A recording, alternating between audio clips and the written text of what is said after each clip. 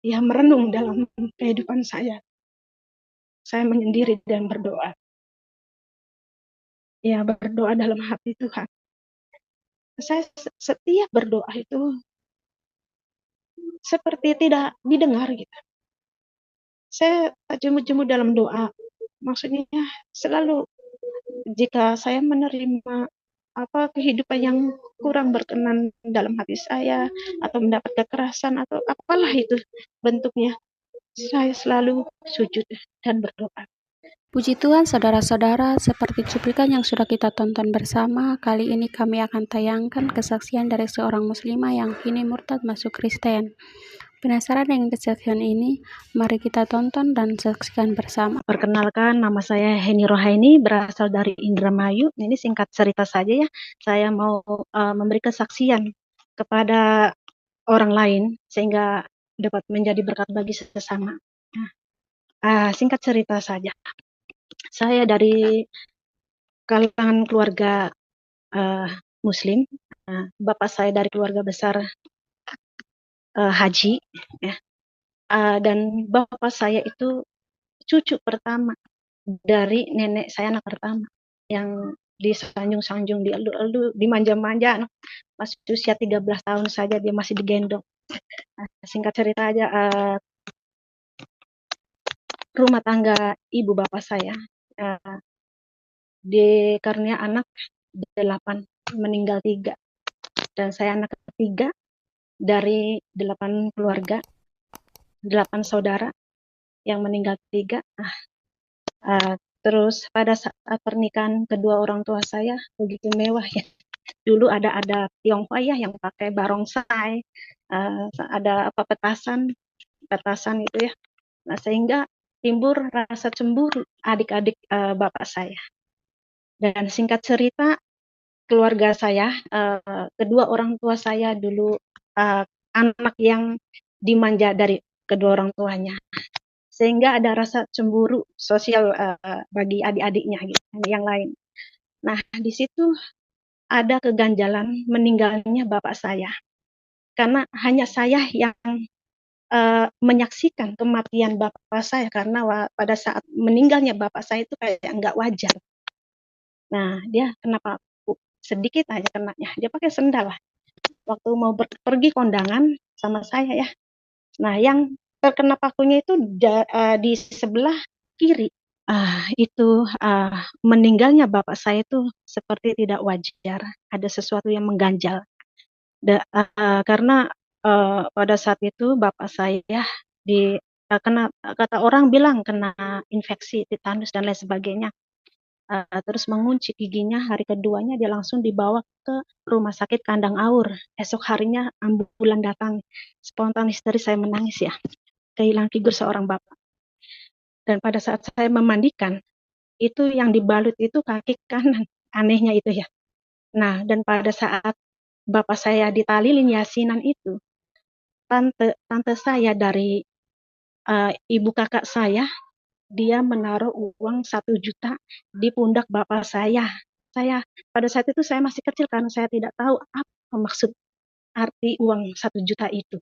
Saya tidak bertanya, namun saya menyaksikan, saya melihat tante saya membisiki di telinga bapak saya, seperti ada sesuatu yang menyampaikan kepada bapak saya. Singkat cerita, begitu cepatnya bapak saya meninggalkan saya. Dan dari situlah mulai merasa belenggu hidup saya ya. Mulai ada kehidupan yang murung, kehilangan figur seorang bapak. Nah, akhirnya setelah meninggalnya bapak saya mulai hidup merasa kehilangan sosok seorang bapak yang dulu sering ya kemana dia selalu bawa saya kemana dia pergi. Bahkan sampai saya pernah nggak lolos sekolah, dia pergi merantau ke Sumatera. 2 bulan nggak bikin surat izin kepada guru sehingga saya tidak naik kelas. Dia selalu bawa saya kemana saja. Nah, setelah bapak saya meninggal, ibu saya mulai sakit-sakit. Sehingga dari keluarga ibu saya menyarankan untuk pindah. Nah, kami berempat saudara yang 2 ikut di keluarga bapak, yang 2 ikut di keluarga ibu. Kami terpecah terpecah, sehingga beda pendapat dan pikiran itu jauh banget ya. Nah, di kehidupan bapak saya itu Islamnya kental. Di kehidupan keluarga ibu saya Islamnya bisa dibilang Islam KTP. Nah, di situ saya menjadi orang seperti orang asing ya, pendatang. Tapi asli kelahiran saya di situ. Saya ke Sumur Adem ikut keluarga bapak saya itu juga pindahan. Asli kelahiran saya di Mekarsari, di keluarga ibu saya. Karena di sana ada yang nggak beres, sesuatu yang nggak beres. Karena kakak tertua saya, kakak kedua saya meninggal juga nggak jelas. Hanya karena keausan, kesurupan begitulah. Ada roh-roh jahatnya. Jadi menyarankan keluarga bapak saya untuk pindah ke Sumur Adem, ikut keluarga bapak dan ditempatkan dikasih fasilitas tempat tinggal di situ. Singkat cerita, saya sebagai seperti orang asing di keluarga ibu saya. Karena di situ dulu tidak ada masjid, hanya ada sebuah musola kecil. Nah, saya yang dulu giat mengaji, nggak pernah putus yang namanya madrasah, sembahyang, sholat ya. Bahkan membaca Alkitab, kitab suci Al-Quran yang dulu saya yakini. Nah, saya ada karena mesum, suasananya itu nggak seperti yang di Sumur Adem. Setiap itu berapa rumah itu ada musola, ada masjid dekat. Nah, begitu saya pindah ke keluarga ibu saya, ada keanehan, nggak terbiasa gitu. Sehingga orang tua mereka menyarankan anak-anaknya suruh ikut jejak saya yang giat mengaji, ya, begitu. Nah, singkat cerita saja, saya berinjak dewasa. Saya sekolah, saya lulusan SD di Mekarsari, SDN Negeri 1 Mekarsari. Nah, di situ saya jadi murid baru. Nilai yang paling tinggi nilai agama Islam. Nah, ulangan agama ya, IPA dan IPS. Nah, pada saat kenaikan kelas selalu ada ini seni kenaikan pentas gitu ya. Saya ingin kedua orang tua saya itu menyaksikan seperti anak-anak yang lain, menyaksikan anaknya gitu, orang tuanya melihat anaknya berlomba-lomba gitu. Lalu saya merasa murung, tidak ada kehadiran orang tua pada saat saya naik pentas, ada meraih kemenangan, tapi saya selalu semangat dalam menjalani hidup, tidak putus asa pada saat itu. Singkat cerita, karena nenek saya yang ada kegiatan kesibukan berjualan, saya memperhatikan prihatin nenek yang berjualan keliling, sehingga saya menunda sekolah madrasah untuk membantu nenek saya berjualan. Nenek saya banyak cucu akan tetapi tidak ada yang bergerak hatinya untuk membantu. Untuk itu saya menggerakkan hati saya untuk membantu nenek saya menolong untuk berjualan keliling. Kadang saya mempiara kambing, kalau adik saya yang miara, saya yang ngarit rumputnya gitu. Nah, singkat cerita, berinjak dewasa, kehidupan saya mulai kayak bosan gitu, mau cari pengalaman. Pengalaman pertama saya bekerja di desa-desa ya. Dulu orang tua saya, bapak saya, jangankan di desa, jangankan keluar negeri, di desa aja nggak boleh ya. Dulu kalau udah usia 15-16 pastinya cari pasangan hidup untuk dinikahin. Nah, singkat cerita, saya kerja di Eretan, toko Mas Kapuk. Di situ saya menerima majikan Chinese. Mereka baik, tapi saya kena musibah, kecelakaan, sampai saya mental di jembatan. Tapi puji Tuhan, saya masih diberikan nafas kehidupan. Lalu saya memutuskan untuk kerja di Jakarta. Kerja di Jakarta, pulang beberapa ya. Dulu ya gajinya hanya seberapa, 25-30 ribu lah. Nah, saya mulai boring lagi. Udah biasa kerja di luar. sehingga saya merasa ingin melangkah lebih ini lagi ya, mau memiliki pengalaman yang lebih. Saya memutuskan untuk bekerja di luar negeri. Pertama saya di Brunei. Nah dulu nggak seperti sekarang ya harus masuk ke PJTKI, ada PT-PT resmi. Kalau dulu kan ilegal, jadi jalannya agak miring. Dulu ditampungnya di rumah, nggak lama langsung diterbangkan. Nah di situ saya mendapat majikan. Singkat cerita, saya merawat kucing 35 ekor. Saya tidak tahu itu, singkat cerita ya. Saya tidak tahu anak kucing itu di bawah kolong mobil. Nah, pada saat saya memberi makan, kucing itu selalu nyakarin tubuh saya, wajah saya. Nah, kucing itu meninggal kena kelindas mobil, sehingga saya kena aniaya majikan perempuan. Saya dicambuk, itu apa ganjaran hukuman bagi saya karena tidak menjaganya dengan baik. Nah, oke, saya bersedih hati ya. Saya bersedih mendapat kekerasan karena orang tua saya saja tidak pernah menampar atau memukul atau menyiram. Saya kerja keras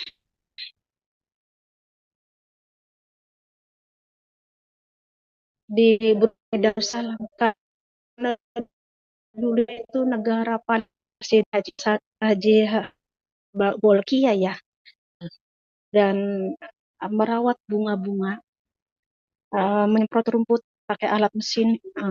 Saya menyemprot rumput, saya tidak tahu.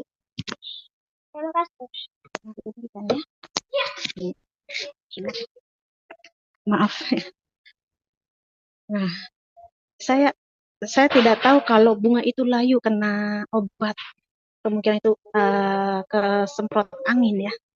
Dan majikan perempuan dia keliling ke taman, melihat bunga itu layu, dia panggil saya, teriak-teriak. Dia sambil nyiramin tubuh saya. Kamu lihat itu bunga layu, kamu harus bertanggung jawab. Tubuh saya disiram, sekujur tubuh saya. Terus bapak suami ibu melihat saya disiram. Dia cuma melihat aja, tidak negur istrinya. Saya hanya mengeluarkan air mata, berdiri biar dia puas menyiram saya sehingga dia masuk ke rumah. Saya beresin selangnya, saya pun masuk ke kamar dan saya merenung dalam kehidupan saya. Saya menyendiri dan berdoa.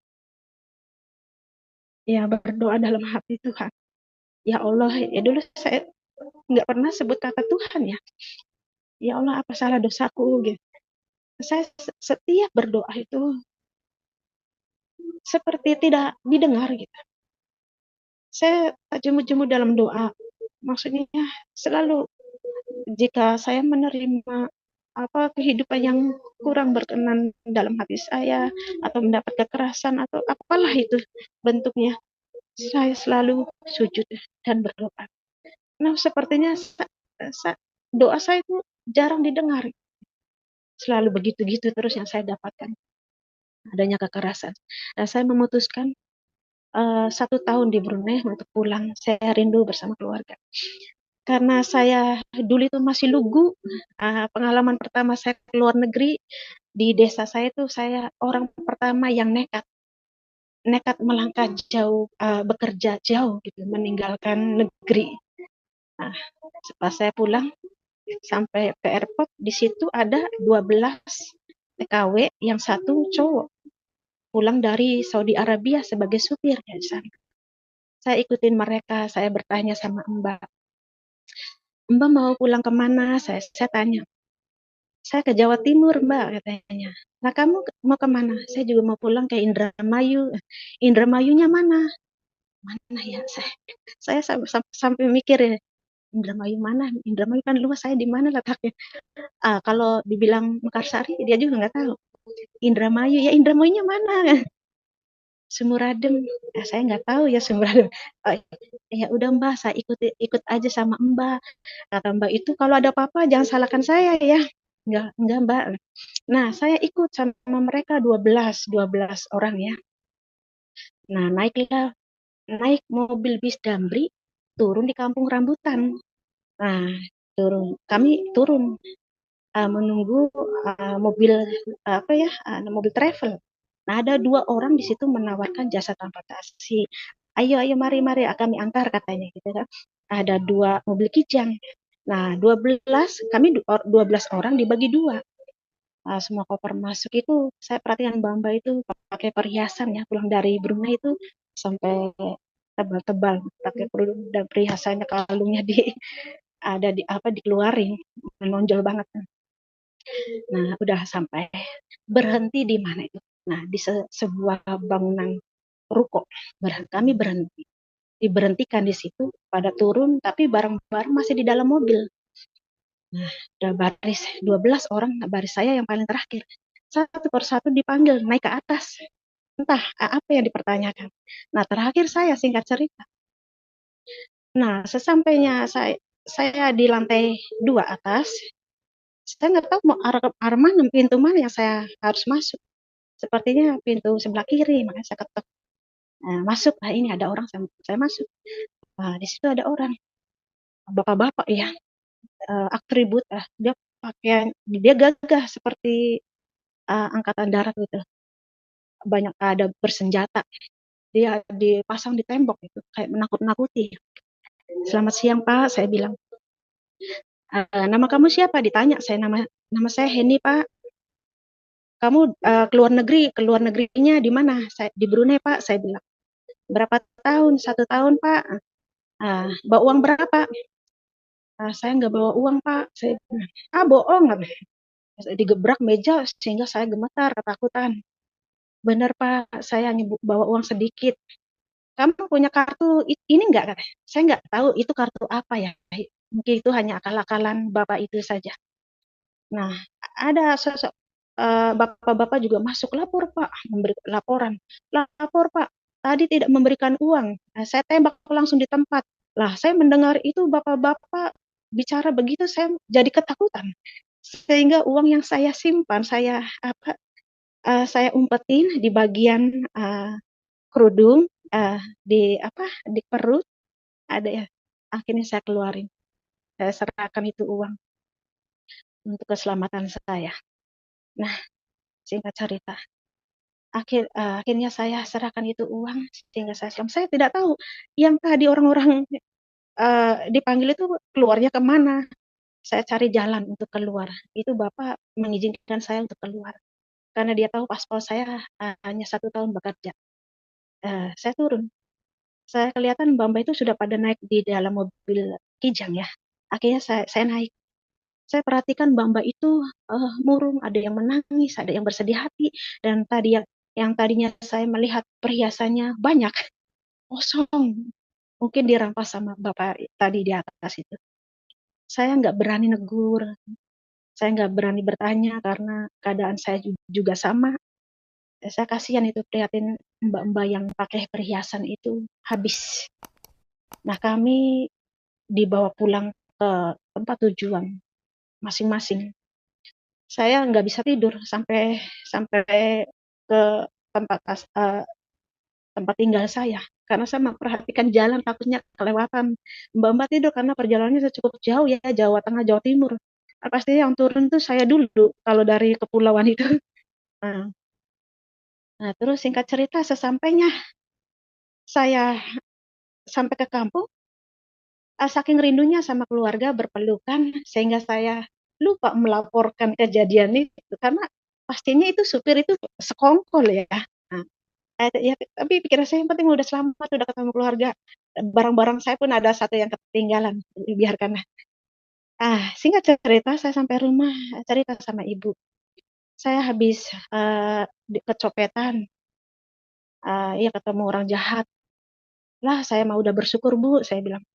Karena mereka yang banyak perhiasan pun dirampas. Sambil saya curhat kejadian itu, sambil saya ganti, saya lepas jaket, kerudung, tapi bersyukurnya puji Tuhan ya. Saya pas lepas sepatu, di dalam kasutnya masih ada 500 ringgit Brunei. Puji Tuhan. Nah, itu penukaran uang pun jauh, harus ke Cirebon dulu ya. Dan saya diantar adik ipar ibu ke Cirebon untuk menukar uang. Puji Tuhan dapat 1 juta lebih. Singkat cerita, nggak lama saya kurang lebih 1 minggu lah, saya merasa jenuh lagi, mau berangkat lagi. Pengalaman saya ke Singapura.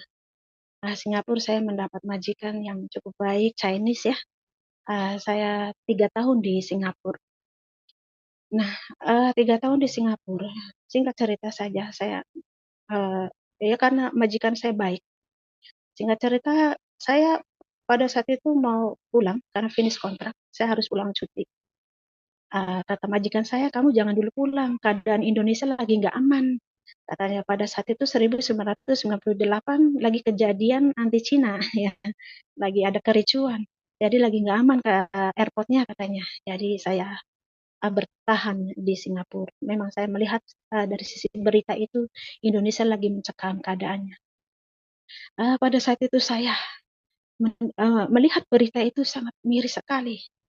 Ada gadis-gadis yang dianiaya, yang maaf ya, diperkosa itu, dan ada barang-barang yang diambilnya, dirampas, diculik.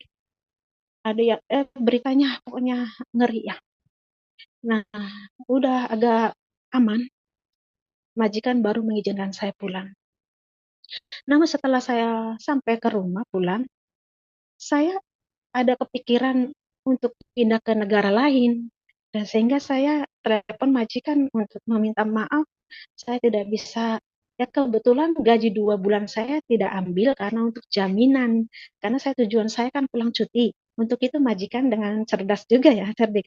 Dia menahan gaji 2 bulan sehingga ya dia khawatir hal-hal yang tidak mereka inginkan, saya ada pikiran berubah gitu ya. Nah, kebetulan saya punya pikiran yang berubah, tidak ada minat untuk balik lagi ke Singapura. Saya memutuskan untuk ke Hong Kong awalnya, ke Taiwan ya, ke Taiwan. Tapi pada saat itu tahun 2000, Taiwan tutup kasus ini ya, pernikahan kontrak, nikah kontrak. Saya sudah masuk PT soalnya.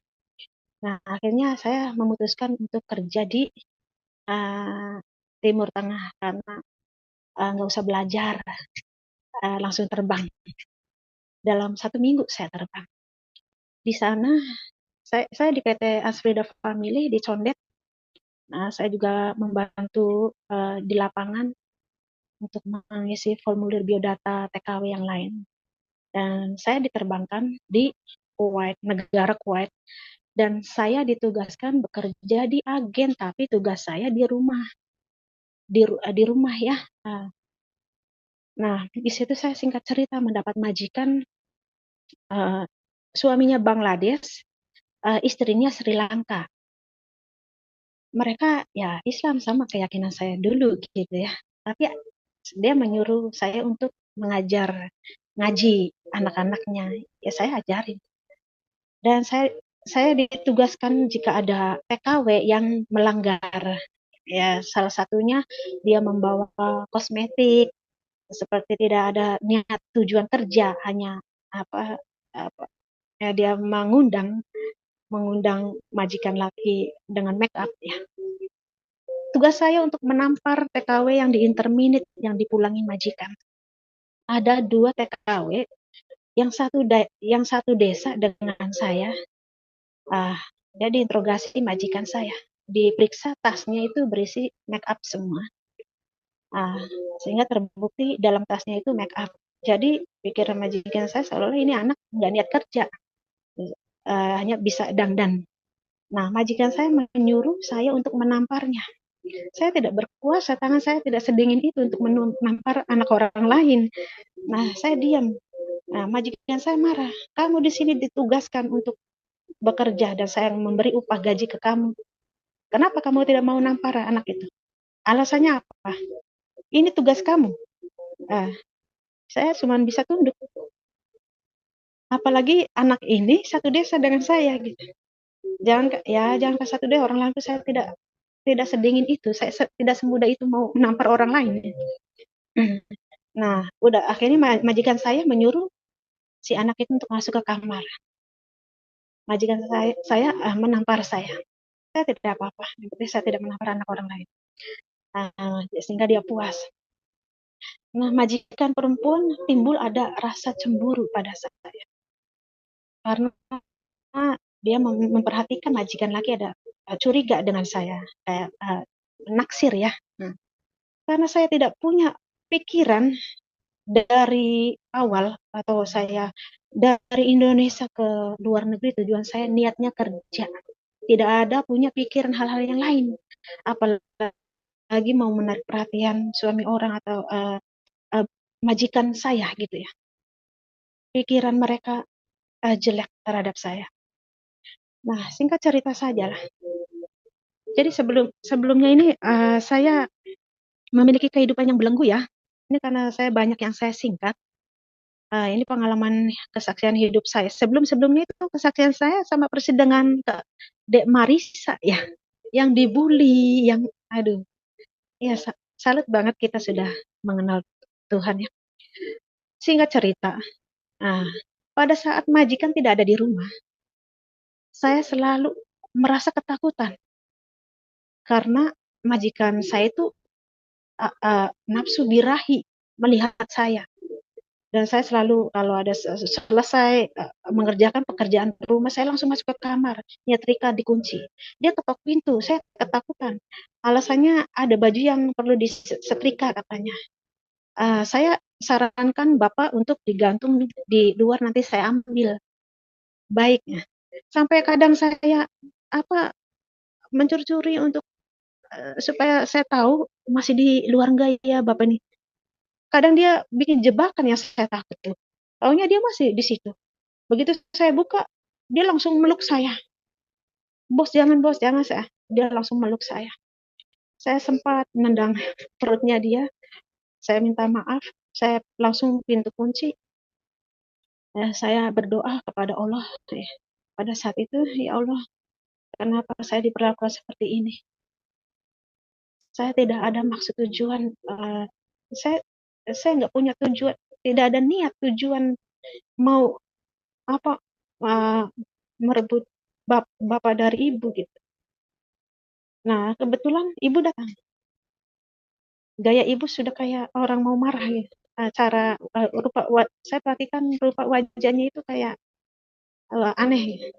Dia suruh saya ke dapur bantu-bantu. Udah di dapur marah-marah dia. Pisau aja hampir deketin saya, mendorong saya. Iya, bahaya ini. Maksudnya dia dorong saya dengan pisau gitu. Terus dia ngelemparin itu panci-panci, hanya nyuruh saya ambil air pakai pakai panci. Caranya dengan melempar gitu. Saya tidak nyaman hati lah. Selalu mendapat kekerasan dan hawa nafsu dari majikan laki. Begitu juga di Brunei, singkat cerita itu saya tidak cerita. Di Malaysia yang saya selalu dapatkan majikan itu, majikan lakinya hawa nafsu birahi kepada perempuan. Pembantu lah ya, bahasa kasarnya pembantu. Terus majikan perempuan selalu ada timbul rasa cemburu kepada pembantu seperti saya. Singkat cerita, karena saya sering diperlakukan tidak layak, tidak manusiawi di situ. Saya pas majikan perempuan itu ngantor, majikan laki ada di kamar. Saya mau menjemur pakaian. Saya ngunci pintu. Begitu saya menjemur, mendengar azan ya. Saya mendengar azan, saya merasa kayak sudah nyerah. Setiap hari saya sering diperlakukan seperti tidak manusiawi, sehingga saya menyerahkan nyawa saya.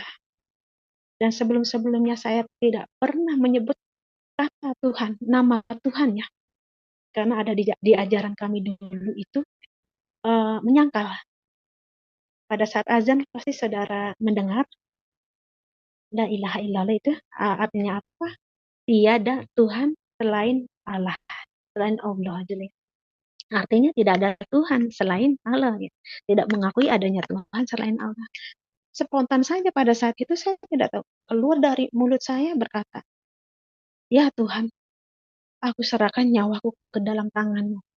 Udah nyemplung aja spontan saya lompat karena saya sudah capek, sudah capek menjalani hidup selalu yang saya dapatkan itu ya kalau enggak nafsu birahi majikan laki ya, yang perempuannya bikin gara-gara cemburu dengan saya, diperlakukan tidak manusiawi, ada kekerasan. Saya menyerahkan nyawa saya ke dalam tangan Tuhan. Singkat cerita, di sini saya menyerahkan nyawa saya ke dalam tangan Tuhan. Saya tidak tahu posisi saya ada di mana. Yang ada saya merasakan kegelapan, gelap. Ya. Nah, di situ saya nggak tahu di mana, gelap. Perlahan-lahan itu niscaya datang menghampiri saya. Saya udah lemah keadaan, lemah, tidak berdaya, menghampiri saya. Sehingga ada cahaya datang menghampiri saya. Saya tidak tahu siapa sosok itu, namun saya mendengar kata yang keluar dari sosok itu, anakku bangunlah, anakku bangunlah. Saya merasa getaran yang dalam, karena saya merasa dari kecil tidak memiliki figur seorang bapak. Sehingga ada sosok yang membangunkan saya kembali. Mengatakan, anakku bangunlah. Dalam hati kecil saya, siapakah engkau? Ya, saya diberikan nafas kehidupan kembali. Namun keadaan saya yang masih lemah, masih diselang pernapasannya sampai ke jantung. Nah, itu monitornya, kata suster, dia bilang, Mbak bersyukur, katanya, alhamdulillah, jantungnya normal kembali. Saya bertanya ke suster, suster, tadi bapak saya datang ke sini. Itu bukan bapakmu, kamu ini ada di luar negeri, Dek, katanya gitu kan. Ada di luar negeri. Saya sadar posisi saya ada di Timur Tengah ya. Nah, singkat cerita karena saya tidak merasa nyaman, saya ada punya pikiran, saya takut nantinya itu suster punya pikiran hal-hal yang apa ya, dikira nanti saya gila, kebentur apa kepalanya jadi karena lumayan ya. Saya punya tulang patah, tulang tangan kiri dan punggung patah karena lompatan yang cukup tinggi.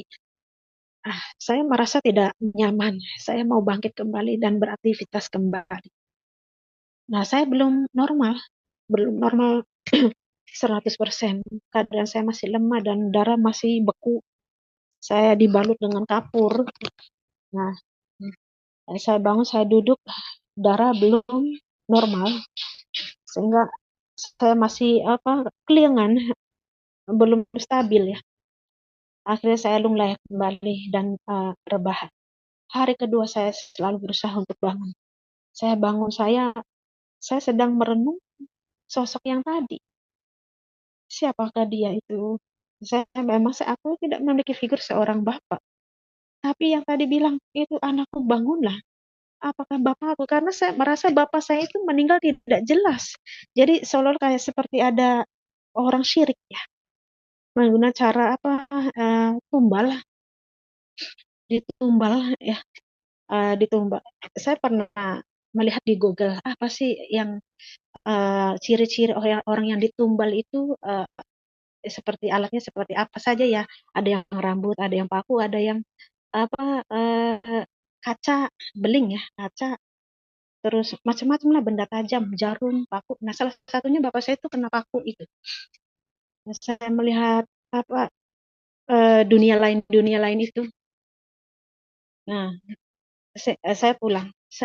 Saya setiap pulang dari luar negeri, zong, maksudnya penghasilan saya itu nihil terus, nggak berhasil, nggak sukses.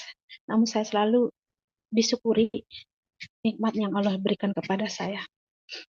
Sampai keluarga saya tidak tahu saya terbaring atau saya mendapat kekalahan. Saya tidak pernah cerita keadaan hidup saya jatuh bangun, itu tidak pernah cerita. Saya lalui hari demi hari, bulan demi hari, bulan tahun demi tahun, sesuai rencana Tuhan yang terjadi dalam hidup saya. Saya ikuti alur jalan hidup Tuhan sampai di mana itu ya.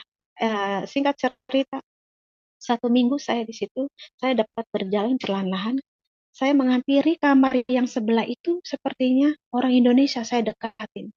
Benar itu orang Indonesia, ada 6 orang. Sebelah kanan 3, sebelah kiri 3. Saya hampiri itu mbak-mbak. Mereka lebih histeris daripada saya. Nah, si anak ini dari Karangampel, Indramayu juga. Dia tidak bisa bicara ya, pakai bahasa tubuh. Gigi satu pun dia tidak ada. Saya bertanya kepada adik itu, "Nok, kenapa, Nok?" Dia pakai bahasa tubuh itu selang impus dijadikan contoh katanya itu, dia itu mau melarikan diri. Setelah sampai ke lantai 5 itu melihat majikan perempuan itu menggunting tambangnya sehingga dia jatuh ke lantai dasar. Di bawah itu banyak bangunan seperti kayak besi-besi begitu ya, kerikil-kerikil, sehingga di sini jahitan, gigi satu pun tidak ada. Itu Karangampel ya.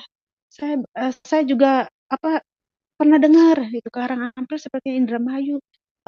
Sesudah saya kan kalau saya patrol dia Karangampel. Saya mau meminta nomor teleponnya dia nggak punya. Itu kasihan itu adik itu.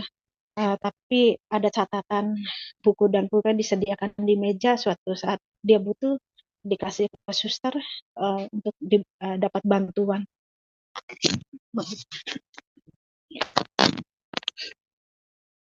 Nah, singkat cerita, saya dapat istirahat di rumah majikan karena keadaan saya yang lemah, tidak bisa bekerja. Dia memberi waktu saya 1 minggu untuk istirahat. Saya istirahat di kamar dan tidak diperbolehkan bekerja, sehingga saya menunggu sampai keadaan pulih baru dipulangkan ke Indonesia. Hari demi hari saya berusaha untuk memulihkan kondisi saya. Nah, itu kapur itu saya dibalut dengan kapur. Kapur itu sudah keadaan keras ya. Saya bongkar dengan alat besi untuk saya membongkarnya. Setelah saya udah dibongkar, saya merasa jeli gitu, geli yang lihat. Nah, itu kapur aku itu kayak tengkorak. Nah, saya merasanya tangan saya tidak bisa lurus. Hanya begini, menekuk gitu ya. Saya berusaha untuk meluruskan sekuat tenaga saya. Walaupun sakit ini karena kebodohan saya mengakhiri hidup. Namun bersyukur Tuhan masih memberikan kehidupan, nafas kehidupan buat saya untuk sebagai pelajaran. Nah, karena belum waktunya, ya Tuhan masih memberikan waktu untuk hidup sampai mengenal Tuhan. 1 minggu saya bersyukur agak mending ya, udah lurusan seperti ini ya. Saya tarik pelan-pelan karena ini bagian urat, saya berusaha untuk bisa diluruskan, tapi masih nekuk. Karena tiketnya sudah jatuh, sudah waktunya saya harus pulang ke Indonesia, maka majikan saya mengantar saya ke airport dan saya ditampung di PT dulu, nunggu keadaan stabil, kondisi benar-benar pulih baru pulang ke rumah. Saya dijemput paman dan kakak saya. Mereka cuma bertanya, kenapa Nok bisa pulang? Ya karena nggak betah saja. Saya dulu pribadi yang tidak banyak bicara karena merasa saya kehilangan figur seorang bapak. Terus banyak murung, belenggu duniawi ya.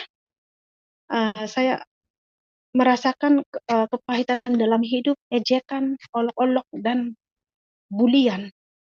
Pada saat saya pulang dari luar negeri, mereka yang menikmati. Pada saat saya tidak berhasil, mereka tepuk tangan, mereka ikut menikmati. Tapi pada saat saya tidak meraih kemenangan, mereka tepuk tangan. Hanya begitu-gitu terus. Ibu saya tidak mengatur keuangan saya. Tapi salutnya ibu saya jiwa sosial. Karena satu kekurangan ibu saya tidak memiliki pendidikan, sehingga dia tidak bisa mengatur keuangan saya. Pada saat saya pulang, ya tidak berhasil terus. Jika pada saat itu ibu saya punya kepikiran memikirkan masa depan untuk anak-anak, mungkin saya sudah memiliki lahan yang cukup lah. zamannya Pak Soeharto itu tanah itu berapa ratus cuman ya. Kalau sekarang sampai juta-jutaan. Singkat cerita, ah, saya itu pulang dari saya sudah cerita yang di Timur Tengah ya. Oke, itu singkat cerita. Saya singkat cerita dan saya merasakan tidak betah lagi. Paling lama satu minggu saya di rumah, saya memutuskan lagi untuk berangkat ke luar negeri. Ah, saya berangkatlah ke Hong Kong. Nah, di Hong Kong ini pengalaman saya juga cukup banyak ya dari memperhatikan kehidupan TKW-TKW yang lain dari kalangan Kristen, Hindu, Islam, ada Buddha gitu ya. Nah, di sana karena di sana itu di negara Hong Kong itu diharuskan libur. Jika pada saat jika majikan Hong Kong itu ada yang tidak diizinkan libur, pastinya dapat uang lemburan gitu. Karena di sana saya diharuskan libur, maka saya memanfaatkan waktu untuk ya mencari apa ya yang karena saya merasa pendidikan saya kurang, apa yang bisa saya manfaatkan. Nah, saya kejar ini kursus komputer ya, apalah ya Microsoft Word, Excel, PowerPoint apa aja. Namun pelajaran-pelajaran itu lupa karena tidak dikerjakan tidak dikerjakan ya. Tangan saya selalu bekerja keras saya Mas Raka, saya sebagai layaknya ibu rumah tangga aja begitu ya.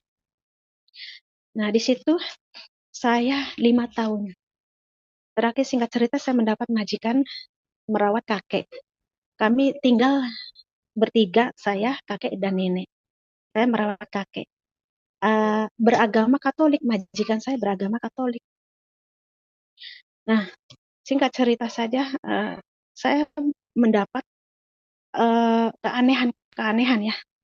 Saya seperti dihampiri roh jahat. Menginjak tahun kelima, majikan saya melihat saya agak aneh. Begitupun saya. 2 hari 2 malam, saya tidak ada nafsu makan dan tidak bisa tidur. Karena posisi saya diganggu roh jahat. Saya merasakan di ubun-ubun ini kayak suatu bunyi yang wog wog wog gitu ya. Nah, saya kecapean, saya mau tidur pulas gitu. Pada saat saya mau tidur pulas, saya mendengar lagi suara yang aneh dari apa ya pralon, suara dari pralon kamar mandi, got ya, krok-krok dia naik, kadang turun. Saya masuk, ke kamar mandi. Saya perhatikan itu WC itu airnya keluar, turun, naik ke atas, ke bawah, naik ke atas, ke bawah gitu ya. Saya tetap ya udahlah saya abaikan, nggak ada apa-apa pikir saya. Cuma yang anehnya lagi pintu yang tertutup kencang itu ngebuka sendiri. Brag, gitu. Ya itulah kenapa saya tidak bisa tidur karena saya dihantui 2 hari 2 malam dan tidak ada merasa lapar sedikit pun, haus pun tidak. Seperti berjalan seperti apa biasanya saya bekerja gitu. Cuma saya nggak tidur. Saya kerjakan apa yang kelihatannya kotor atau memang yang harus saya kerjakan gitu. Dan tengah malam jam 2 saya memberanikan diri tidur di sofa karena saya dihantui terus. Nah, saya cuma rebahan saja nggak tidur gitu. Spontan kakek yang saya rawat itu kan tidak bisa berjalan. Dia datang menulis sesuatu di meja gitu. 30, 31, 1. Kalau di Hong Kong itu kan ada beli kayak lotre ya, ya kayak seperti lotre gitu. Apakah ini nomor laki nomor gitu. Apakah saya harus beli nomor ini ya kakek? Cuma saya nggak habis pikir loh. Oh tadi kakek berjalan, saya kejar ke kamar, dia lagi tidur. Jadi saya berpikir ya tadi berjalan itu siapa? Nah semakin rasa timbul ketakutan saya semakin menjadi. Akhirnya nggak bisa tidur saya. Saya lipat selimut, saya rapi-rapi, sapu, itu jam 2 saya bekerja seperti hari-hari biasa saya. Dah, apalagi yang belum dikerjakan. Pokoknya yang saya cari pekerjaan yang untuk apa uh, untuk kesibukan saya sehingga saya rasa itu apa tidak merasa ketakutan berlebihan gitu. Nah, saya melihat foto anaknya nenek yang sudah meninggal itu, saya melihat fotonya itu kayak menangis, kayak bersedih dalam hatinya. Apa kayak itu anak kesayangan nenek. ya mungkin kakek itu anaknya mau melihat bapaknya atau anaknya, saya nggak punya pikiran hal lain lah. Intinya posisi saya dalam keadaan ketakutan dihantui roh-roh jahat. Nah, singkat cerita hari Minggu hari libur saya. Nah, saya pamit sama nenek. Nenek pun menyuruh saya, kamu nggak segera keluar. Baik nenek, saya keluar segera. Saya takutnya dia punya pikiran lain, kenapa masih diam di rumah gitu. Nah, kemudian saya sudah disediakan sarapan untuk nenek kakek dan dia menyuruh saya segera keluar. Saya keluar. Singkat cerita, saya berjalan seperti mengayun ngambang ya, karena saya 2 hari 2 malam tidak makan, tidak minum, tidak tidur. Jadi saya merasa berjalan itu enteng gitu. Saya perhatikan orang-orang di sekitar melihat melihat saya berjalan gitu. Saya pun melihat mereka itu aneh. Kok mereka melihat saya kayak aneh gitu. Ya, tapi ya, saya cuek aja gitu. Saya berjalan menuju ke agen. Nah, singkat cerita saya duduk di agen karena saya bingung mau kemana liburan karena saya merasa lelah, capek. Nah, yang duduk di sebelah saya itu merasa merinding dekat saya. Dia menjauhi saya. Yang sebelah kirinya juga menjauhi saya. Pelan-pelan di sekitar saya ini kosong. Saya dalam hati kecil ada apa saya? Kok mereka kayak ketakutan sama saya? Nah, udah akhirnya saya merasa minder gitu. Saya menjauhi mereka, saya keluar. Pada saat saya masuk dalam lift, bulu kuduk saya merasa gemetar apa ya, merinding. Ada sosok memang di belakang saya itu kayak ada sosok makhluk halus. Nah, kayaknya lama banget sampai ke lantai dasar. Nah, saya keluar. Pas keluar, saya pun melihat sosok makhluk halus ya. Kan kalau hari Minggu itu di Hong Kong itu padat orang berjalan. Saya memperhatikan bagian kaki di bawah, tapi ada yang gantung berjalannya tuh. Yang bagian atasnya ada yang memang pucat putih, cuma ngeliatin saya terus gitu. Nah, singkat cerita aneh ya. Ini aneh, aneh dalam hidup saya. Nah, itu anaknya tante saya ada di Hong Kong. Saya mau menyeberang karena masih lampu merah, saya menunggu lampu hijau baru saya bisa nyebrang. Nah, dan di seberang sana itu ada ponakan ibu, anak dari tante saya itu. Dalam hati kecil saya berpikir, saya bertanya, loh, kok si Ina ada di sini? Cuma saya nggak tanya, nggak negor, papasan aja begitu.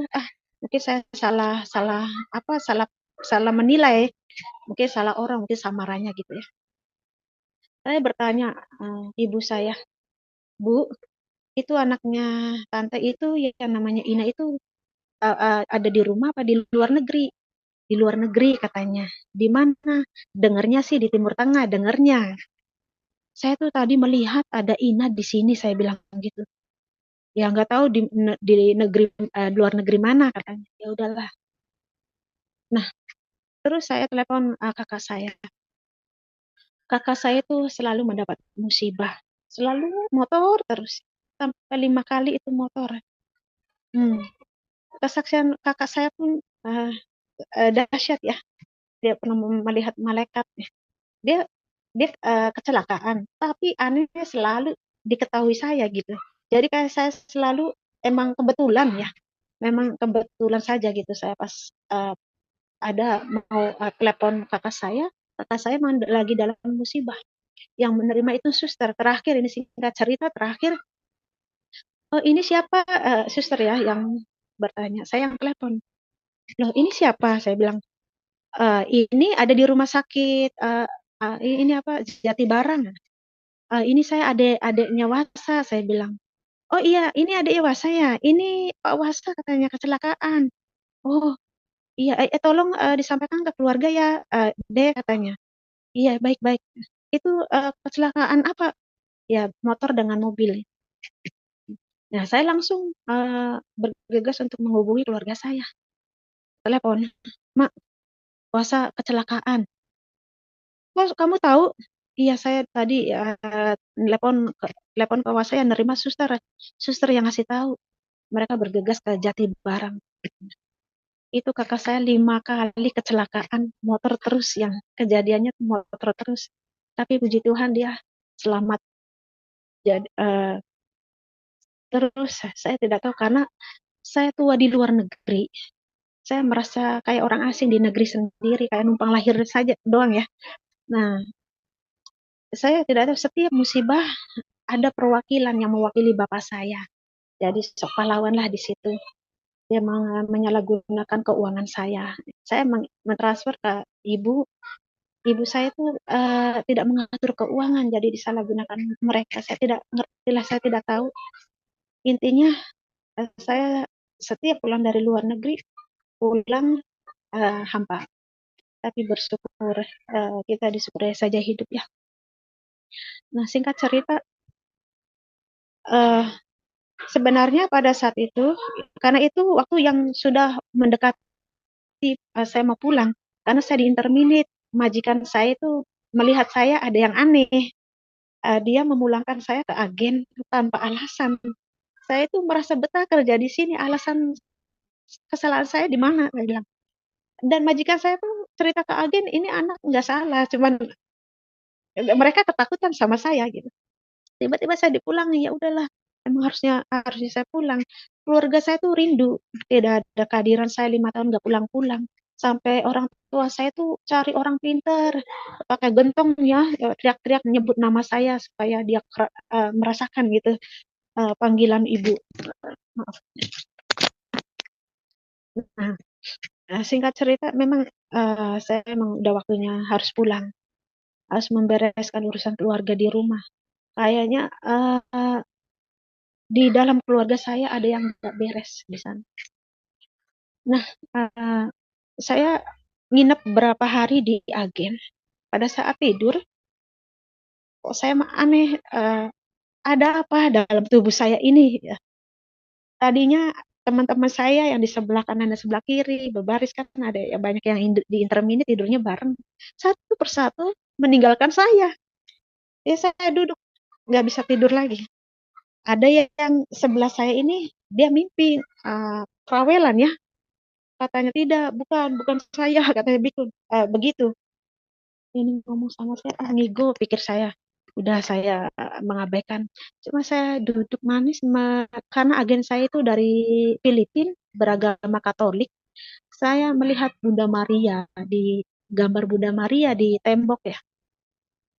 Siapakah dia? Maksudnya gambar itu ibu siapa? Ibu maksudnya diyakini uh, orang Katolik gitu ya. Maksudnya saya bertanya dalam hati saya, ada apa? Nah, setelah itu saya singkat cerita, di situ ada anak Manado yang meminta bantuan kepada saya untuk membawakan kue ke gereja, untuk mengantar ke gereja. Ah, ya ayo saya antar Kak. Nah, begitu saya antar, saya begitu gereja dibuka, sampai ke gereja, pintu gereja dibuka, saya kayak merasa ada getaran roh roh hidup hadir dalam kehidupan saya. Saya sempat berlutut di situ, saudara-saudara. Saya sempat berlutut dan entah kenapa menggigil ya, tubuh saya itu ya lemah gitu, tunduk, dan saya dibangunkan teman saya, teman yang tidak kenal ya, ya bangun ya teh, karena saya pakai kerudung, saya malu. Terus itu ada suara bermazmur ya, musik, getaran musik rohani yang yang membangkitkan semangat hidup anak-anak TKW yang jauh dari keluarga. Nah, saya di belakang, saya menangis histeris di situ. Saya malu karena saya sendiri yang pakai kerudung di dalam gereja. Saya perhatikan kok di kalangan Kristen ini ibadahnya rukun, damai, tentram. Nah, saya perhatikan satu sama yang lain itu ada dari NTT, NTB, kulit hitam putih itu bersatu. Mereka bersaudara. Seiman, saya memperhatikan ini ada sukacita kedamaian yang luar biasa. Perkumpulan di gereja ini. Singkat cerita, pada saat itu saya dijamah sama pastor. Saya dijamah sama pastor. Saya tidak pernah melarang orang untuk, karena saya orang tidak fanatik ya, merasa pendidikan saya kurang, ilmu pun kurang, jadi saya menerima semua yang mereka berikan kepada saya. Nah, setelahnya itu pastor itu memutar video film Tuhan Yesus. Tuhan Yesus versi Isa Al-Masih gitu. Nah, sampai selesai saya lihat sampai selesai itu perjalanan Tuhan Yesus itu saya sampai merinding, menggigil melihat video Tuhan Yesus dari dia lahir memang sudah dinubuatkan dalam Alkitab ya. Memang sudah dinubuatkan dalam Alkitab harus terjadi.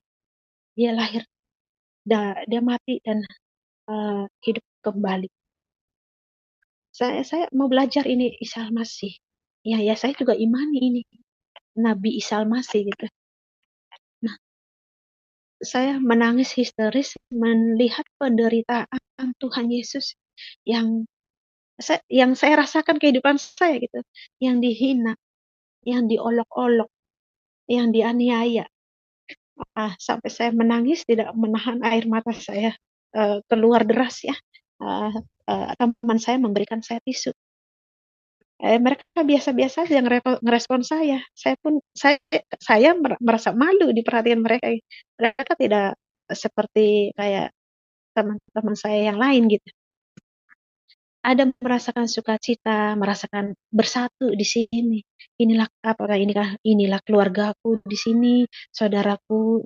Tapi kan beda keyakinan, saya merasa beda keyakinan. Karena saya orang yang tidak banyak bertanya, tidak banyak ngomong, hanya mengikuti jalan hidup. Selesai, singkat cerita kami pulang dan saya bertugas seperti hari-hari biasa di agen, membantu pekerjaan, masak, memberi makan TKW yang di interminate lain. Mumpung masih ada waktu, saya 3 hari di agen, saya makan untuk memasak, memberikan makanan untuk mereka. Setelahnya itu saya pulang. Saya diantar sampai ke airport. Saya pulang itu bawa Al-Quran segede Quran atau tulisannya gede-gede. Pada saat itu negara Indonesia dalam keadaan bencana, hujan deras, gelap gulita, banjir. Saya pulang yang di dalam pesawat itu pada pindah duduknya. Mereka itu merasa kayak kedinginan menggigil begitu. Saya megang Al-Quran, biarin saja mereka melihatin saya. Atau saya nggak ada punya pikiran yang aneh-aneh sama mereka, pikir saya gitu kan. Mereka saja yang kayak aneh lihat saya. Pada pindah, kebetulan ada kursi kosong di belakang. Saya sedang meratapi, merenung keadaan saya. 2 hari 2 malam tidak makan, tidak tidur. Terus ada keanehan dalam hidup saya, ada apa? Nah, sampailah di Indonesia. Sampai di airport Cengkareng, Terminal 2. Udah langsung lolos aja gitu. Langsung saya dapat mobil dan saya meminta Bapak untuk mengantarkan saya ke Indramayu Patrol. Saya nggak tidur sampai ke kampung. Subuh ya. Subuh pas azan subuh saya sampai. Di kampung itu menerima isu saya gila. Cerita yang menarik di sini. Ada yang membuat isu saya gila. Tapi pada saat orang lain bertanya saya sapa balik. Dia bilang, nggak gila tuh. Orang itu punya pikiran yang aneh-aneh terhadap diri saya. Begitu juga sebaliknya saya. Ada apa ini? Terus saya sampailah ke kampung, mereka memeluk saya. Dan saya diam. Hari kedua terang. Diberkati cuaca terang. Saya bisa melihat suasana Indonesia kayak gini, merasa nggak betah lah. Saya taruh itu Al-Quran dan ada yang mau memungut itu diambil Al-Quran, ya udah saya kasih, silakan dibaca saya. Nah terus soalnya kakak saya itu musibah ya, saya diancam adik iparnya ibu untuk mengembalikan uang. Saya tidak tahu cerita selusunya. Intinya kronologi kejadian itu berasal dari kakak saya. Jaminannya saya, karena saya orang yang bisa membantu keluarga di rumah, yang bisa berangkat ke luar negeri, ada duit lah istilahnya gitu ya. Dia mengancam saya untuk mengembalikannya. Oke, saya membawa paman untuk menyaksikan, sehingga saya diajak untuk apa tanya ya, bertanya kronologinya seperti apa. Jangan saya begitu, saya tidak tahu kronologinya seperti apa. Uang saya bayar, dan mereka menghasilkan uang dari keluarga saya itu dengan menikmatinya tidak jelas. Dan ibu saya sering ditipu-tipu karena ibu saya nggak punya pendidikan, yang bisa hanya senyum, ada duit ya dia kasih, ada duitnya dia nggak ada duit ya dia sabar untuk menunggunya. Nah, singkat cerita, itu adik ipar ibu saya menuntut saya untuk membayar semua yang dia keluar duit untuk membiayai kakak saya. Untuk urusan yang dia nabrak orang dari musibah pertama, kedua, ketiga sampai terakhir ya. Nah, saya bilang kronologi seperti apa itu, sampai saya mendengarnya terenyuh ya, apalagi yang ditabraknya orang tua. Saya itu bukan mau saya bukan tidak mau bayar, tapi saya mau mengenal orang yang ditabraknya itu. Barangkali kami bisa kekeluargaan gitu loh. Saya mau mengirimkan entah buah entah apa yang bisa itu bapak itu dimakan. Saya mau mengirim, mau kekeluargaan. Dia nggak mau mendengar alasan pertanyaan saya, dia langsung uh, masuk ke kamar. Ini bagaimana masalah ini bisa diselesaikan? Dia maunya itu saya langsung bayar kontan, selesaikan. Kronologinya saja tidak jelas, saya bagaimana saya mau bayar uang ke dia gitu. Nah, dia ada menggade suatu barang emas istrinya ke pegadaian. Nah, uang dia habis untuk untuk membiayai hidup kakak saya. Dia merasa mewakili bapak saya lah untuk menangani kondisi keluarga saya, keadaan keluarga saya. Yang musibah kakak saya. Nah, setelah itu, baik saya akan membayar, tapi itu karena uang saya masuk deposito di Bank BCA di Jakarta waktu pendaftarannya. Ya dulu itu tidak ada Bank BCA di Pamanukan, bukan di Pamanukan udah ada, tapi itu cabang. Saya harus pergi ke pusatnya di Jakarta. Mereka pada ikut ke Jakarta. Saya sulit untuk menemukan orang yang dulu mengantar saya ke PT itu, sponsor ya, mengantar saya ke PT, sponsor saya. Akhirnya saya terkatung-katung menunggu. Mereka nggak sabaran. Karena pertemuan sponsor saya tuh di Condet. Mereka nggak sabar, akhirnya mereka memutuskan untuk pulang. Saya ditinggal sendiri di Jakarta. Saya entah jalan kemana. Itu PT pun bangkrut. Jadi saya diam. Saya tinggal di hotel, saya punya uang. Saya cari hotel untuk nginap. Tinggal di hotel, hari esoknya saya baru bisa dicairkan, puji Tuhan. Karena di kampung itu saya merasa tidak nyaman, tidak nyaman saya jalani hidup itu. Saat di sisi lain cekcok, ada selisih paham dengan saudara ibu. Ibu saya selalu orang jiwa yang selalu mengalah kepada adik kakaknya. Nah, singkat cerita saya pulang. Saya pulang dengan membawa uang cuma 25 juta pada saat itu. Nah, di sini saya mendengar nenek saya sakit. Saya merasa ada hati yang kasihan. Karena saya tidak mau pulang ke rumah keluarga ibu saya tinggal di rumah keluarga bapak saya, di rumah kakak saya di Sumuraden. Saya mendengar berita dari adik saya, nenek lagi sakit katanya. Kurang darah, bilangnya begitu. Saya membeli daging kambing di pasar, biar ibu yang masakin di rumah. Nah, saya antar itu daging kambing sama sama keponakan saya. Sesampainya di perjalanan, belum sampai ke rumah, saya langsung disikat kekerasan itu sama adik ipar ibu saya langsung dipukul. Sebelumnya emang ada kejadian seperti ini ya, saya belum cerita. Saya udah ngelantur ini cerita saya. Sebelumnya ada kejadian seperti ini. Kan itu rumah sebelumnya kami tinggal. Sebelum mereka kami udah tempatin rumah itu. Setiap pulang ke luar negeri, posisi ibu saya tuh selalu dikeluarin gitu. Kelahiran kami, ya,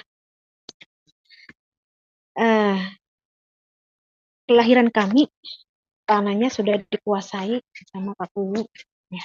Dan kami dipindahkan ke tempat yang sudah disediakan nenek. Nah, kami tinggal bareng. Kami tinggal bareng, hidup bersama nenek dan paman saya, anak bontot ibu saya. Anak bontot ibu saya tuh nggak ada kerjaan lain selain minta uang ya. Dan saya mendapat kekerasan dari om. Setiap hari mendengar pertengkaran suami istri. Ya, om itu memang ada itu anak bontot ya. Kata orang kampung saya itu wayang abang. Ini orang wayang abangnya di Makassari, itu om saya. Nah, singkat cerita, saya tiduran di kamar dulu kamar saya itu. Tiduran terus menaruh tas saya di situ. HP yang baru saya beli dicas di kamar. Terus saya tinggal sebentar. Begitu saya masuk lagi, saya melihat adik ipar ibu saya keluar dari kamar itu mengantongi sesuatu. Begitu saya masuk, HP saya sudah nggak ada. Saya langsung menangkap itu adik ipar ibu saya mengambil HP saya. Baiklah kalau yang dia mau itu.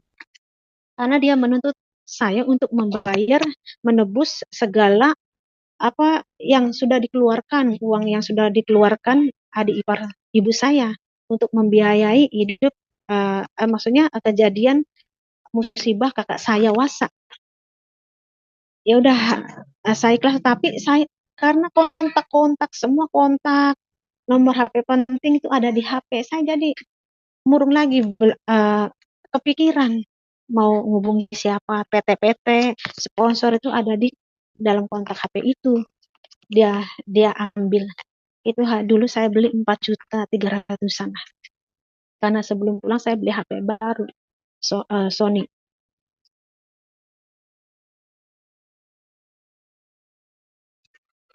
Nah, singkat cerita karena saya ini mendapat perlakuan kekerasan ya, sehingga saya timbul pikiran dan hati saya murung belenggu. Pada saat saya menangis, saya selalu lari ke sawah, tidak supaya banyak orang yang tidak tahu saya lagi bersedih gitu. Murung saya pelariannya itu ya paling ke sawah sama Allah saya berdoa. Nah, ini singkat cerita saja ya, karena saya itu sering didukunin dulu, sering dibawa ke dukun sama adik ipar ibu saya di Subang, di Cirebon, sehingga dia sekarang sudah menjadi dukun ya. Itu singkat cerita, dia menuduh saya mencuri HP-nya. Tapi kalau mau ngomong justru sebaliknya, dia yang mencuri HP saya.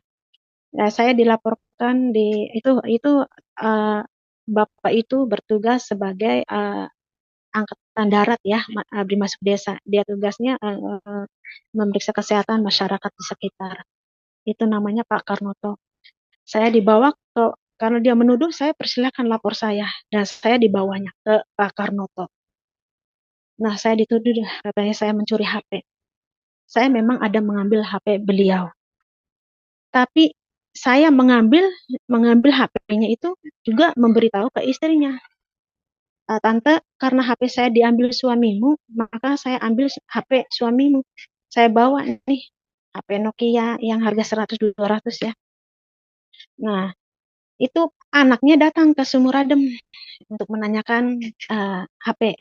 HP ada di saya bilang gitu. Kembalikan dulu HP saya itu, baru saya kembalikan. Udah kalau mau HP-nya katanya ambil saja HP-nya itu memori sama kartunya dibalikin dalam hati kecil saya. Pinter, dia minta itunya SIM sama kartunya. Begitu juga sebaliknya. Kamu nggak mau ngembalikin nanti kena ancaman bapak saya loh katanya. Udahlah maunya mereka itu apa. Nah, terus saya datang ke Mekarsari. Datang ke Mekarsari tidak lama, saya dianiaya, saya dipukulin gitu, dilaporin ke itu desa, di itu apa ABRI masuk desa ya, angkatan darat.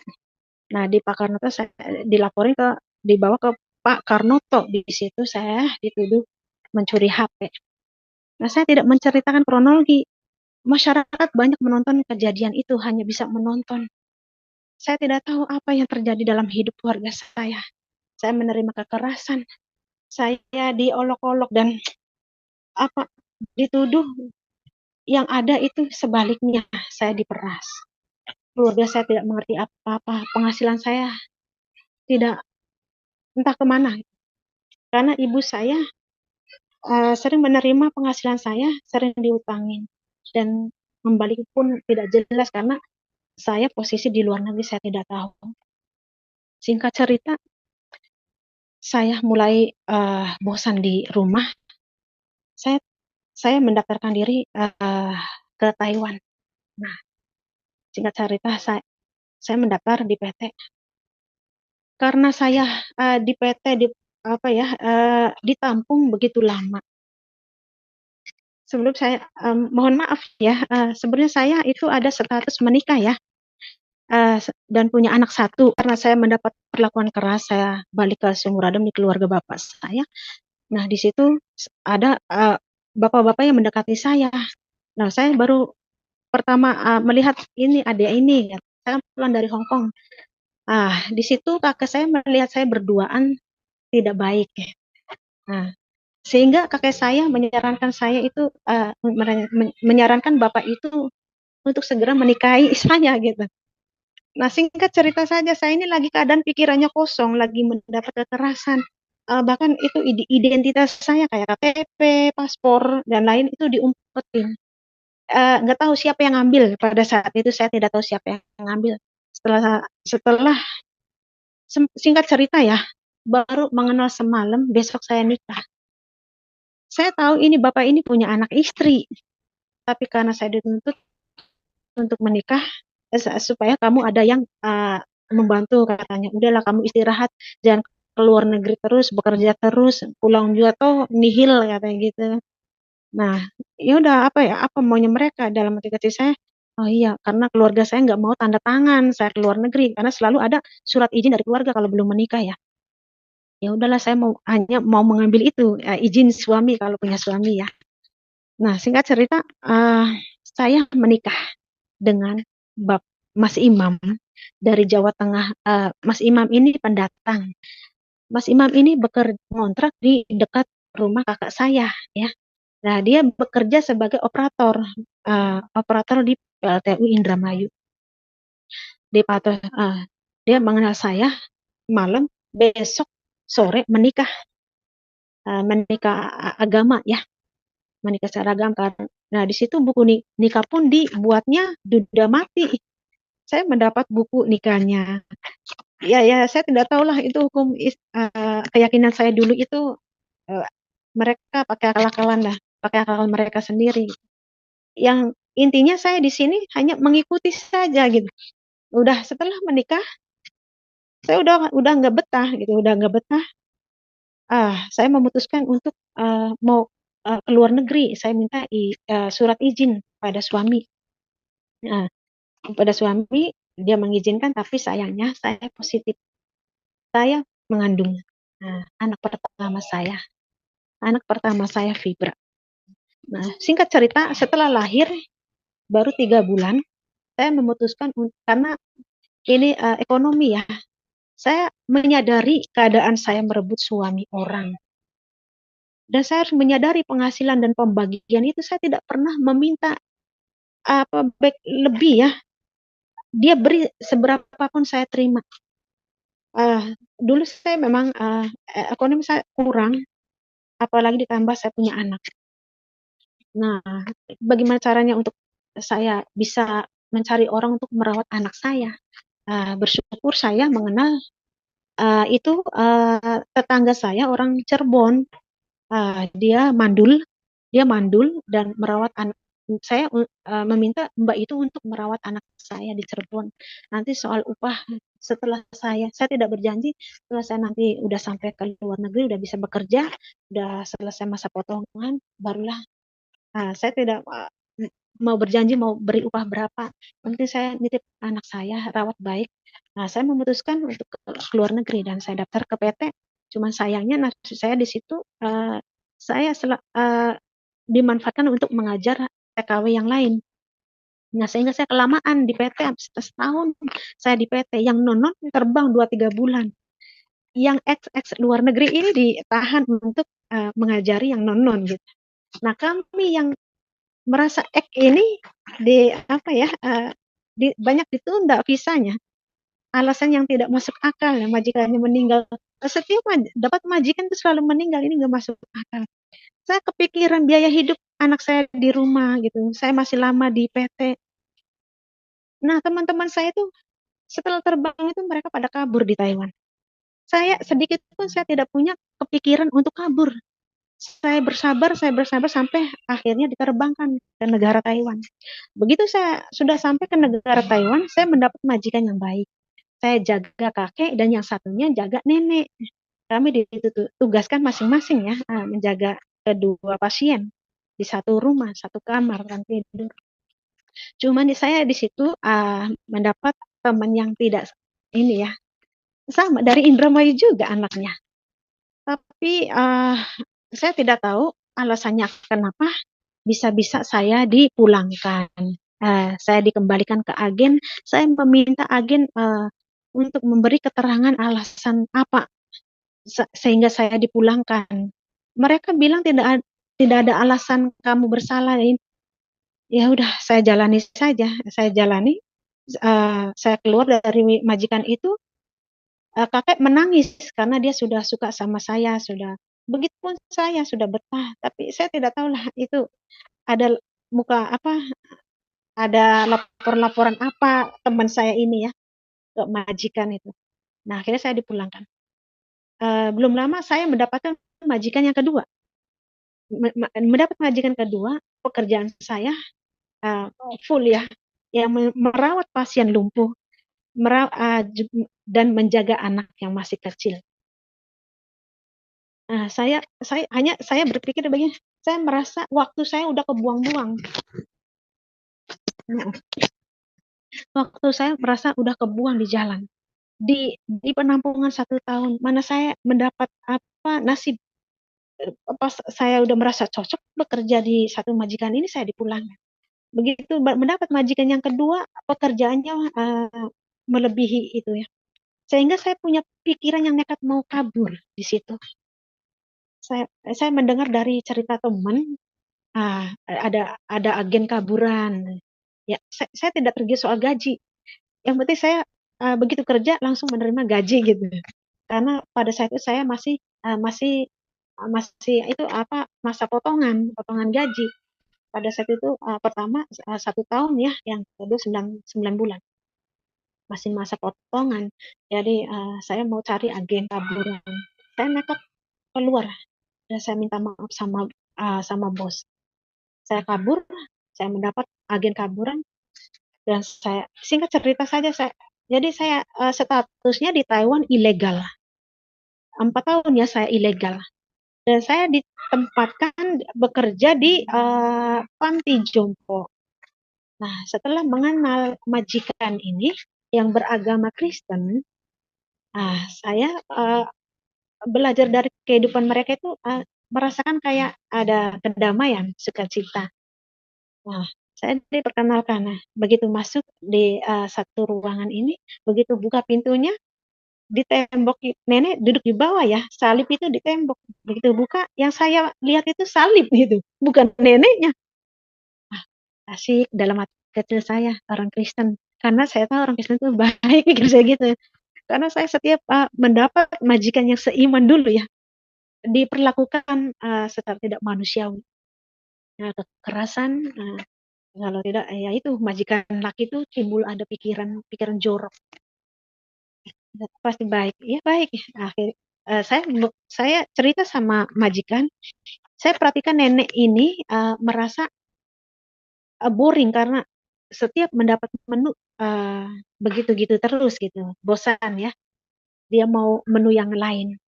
Sehingga saya menyarankan majikan bagaimana ini sepakatnya kalau pendapat saya begini, saya mau tahu pengeluaran, saya memberanikan diri mulai saya bisa banyak bicara, bertanya, mampu bertanya, berani bertanya maksudnya. Nah, di situ saya bertanya ke majikan, Nona, ini kalau saya perhatikan nenek ini dia merasa boring. Bagaimana kalau nenek itu punya rumah nggak di rumah di Taiwan punya katanya.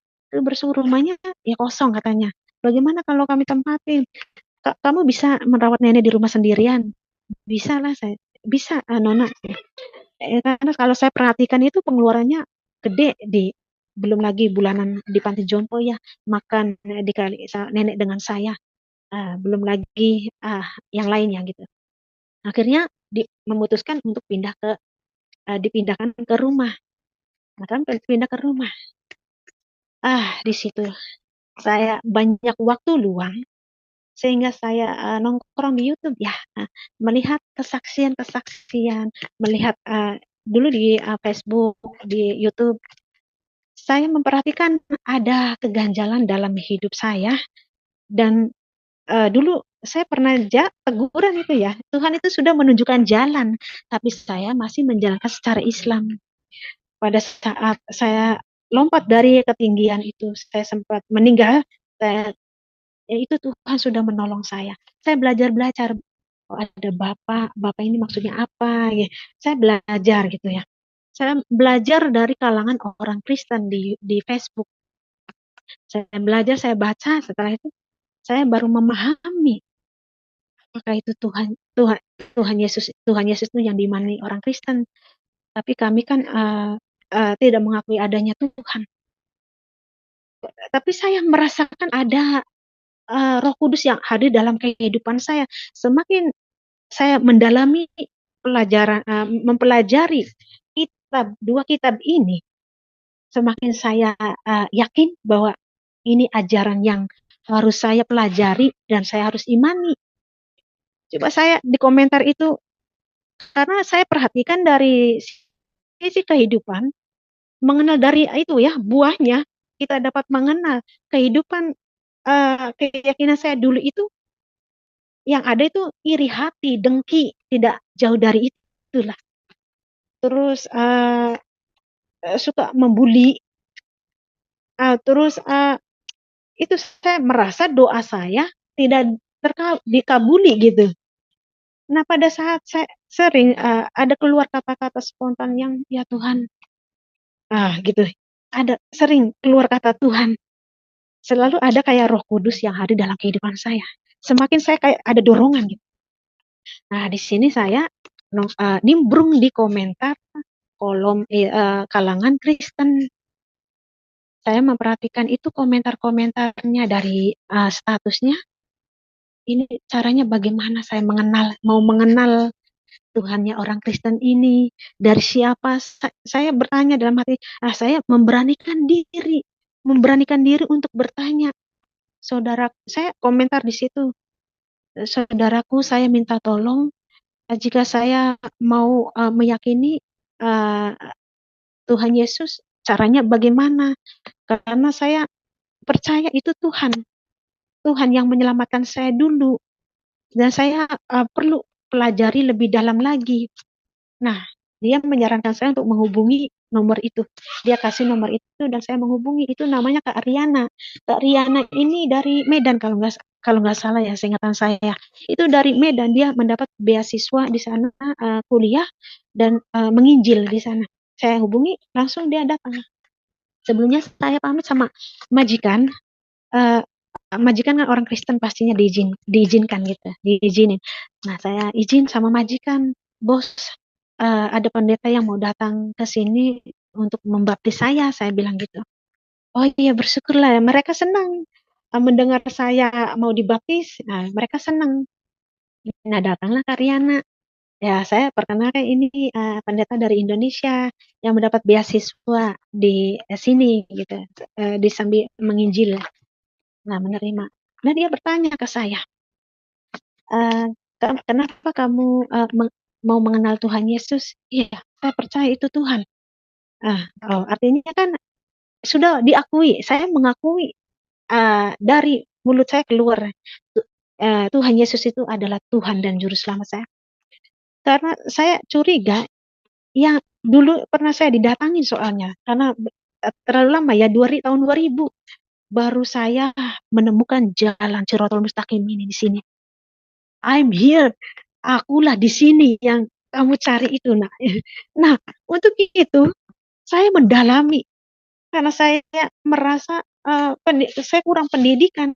Saya menekun untuk belajar dan saya mendalami saya semakin meyakini inilah ajaran yang sesungguhnya yang harus saya jalani, harus saya pelajari, harus saya dalami. Nah, di sini Karyana memberikan buku pelajaran bagaimana menjadikan orang pemenang dalam hidup. Dulu ya saya ada di posisi kegelapan ya. Ya, ada posisi di kegelapan. Nah, singkat cerita, sebelum dibaptis kami berdoa dan saya didoakan sama Kak Riana dan ada membawa-bawa nabi saya dulu gitu ya, melepaskan nabi itu gitu, melepaskan keyakinan yang lama. Nah, setelah doa saya baptis, memang itu ajaib luar biasa ya. Saya merasa getaran Roh Kudus hadir dalam kehidupan saya. Setelah dibaptis, saya kayak dipekahkan pikiran saya, dimudahkan jalan saya. Setelah dibaptis saya bangkit. Haleluya. Nah, Kak Rian itu nginep di rumah majikan saya. Saya diizinkan untuk mempelajari di sisi lain. Saya merawat nenek saya. Saya bekerja. Di sisi lain ada waktu saya belajar gitu ya. Nah, singkat cerita, pada saat saya mau berdoa, mau merenungkan firman Tuhan, dimulai untuk berdoa dulu. Sempotan ya di dapur, barang-barang pada berjatuhan. Kayak ada roh jahat yang nggak terima gitu. Saya masuk Kristen ini. Saya sudah dibaptis nih. Hari keduanya saya mau mengisi formulir apa ini ya, ada pertanyaan harus saya jawab gitu. Tapi sebelumnya saya berdoa gitu. Ngamuk. Ada barang yang berjatuhan seperti tremas yang berdiri tegak berjatuhan. Ada apa kayak botol-botol garam apa itu berjatuhan. Sampai saya bertanya sama Kak Riana, ih, nggak ada orang itu sih, udah ada apa ya? Nggak ada hantu, nggak ada hantu kok bisa barang itu berjatuhan gitu. Ayo kita fokus berdoa. Semakin dalam kita nggak usah goyah iman saya. Saya merasa ada memang sesuatu yang nggak beres ini. Ada yang marah. Saya harus melepaskan keyakinan dulu. Setelah saya berdoa, itu benda itu pecah. Saya mendalami untuk berdoa dalam nama Tuhan Yesus. Di dalam nama Tuhan Yesus, Engkau adalah juru selamat kami yang hidup. Di dalam nama Tuhan Yesus.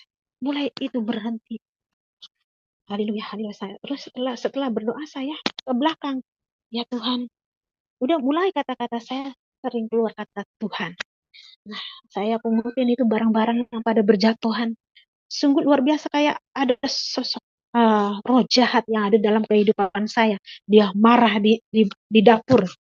Setelah saya sudah mengenal Tuhan Yesus, saya mendalami pelajaran ini.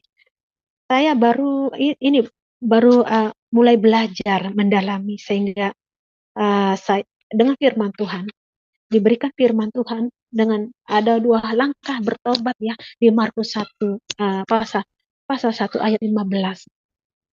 Di situ kita harus bertobat.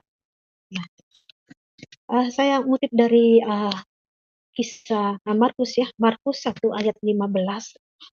Di situ ada Tuhan Yesus berkata, katanya, waktunya telah genap, kerajaan Allah sudah dekat, bertobatlah dan percayalah kepada Injil.